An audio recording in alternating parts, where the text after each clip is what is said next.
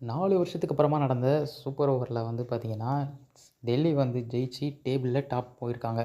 And super ஓவரில் நடந்த முக்கியமான விஷயம் என்னன்னு பார்த்தீங்கன்னா, ஃபர்ஸ்ட்டு வந்துட்டு டெல்லி தான் வந்து பவுலிங் பண்ணாங்க. ஸ்டார்க் வந்து சூப்பரா ஃபைனல் ஓவர் வந்து போட்டிருந்தாரு 20த் ஓவர். வெறும் 8 ரன் மட்டும் தான் டிஃபெண்ட் பண்ணணுங்கிறத வந்து பண்ணி, சூப்பர் ஓவருக்கு கொண்டு வந்ததே அவர் தான் அப்படிங்கிறதுனால நம்பிக்கையா வந்து ஸ்டார்க்குக்கே வந்து சூப்பர் ஓவர் குடுத்தாங்க.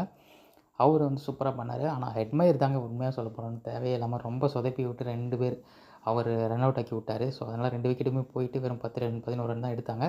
12 ரன் எடுத்தா வின் அப்படின்னு சொல்லிட்டு இறங்குன நம்ம டெல்லி டீமுக்கு பார்த்தீங்கன்னா, ராகுல் ஒரு 4 அடிக்கிறார்.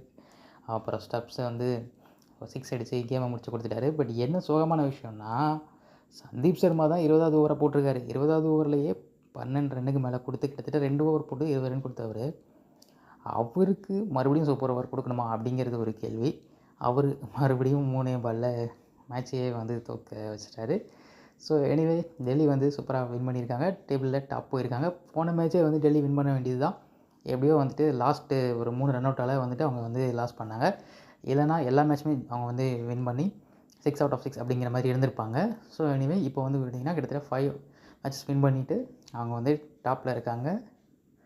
All the best Delhi.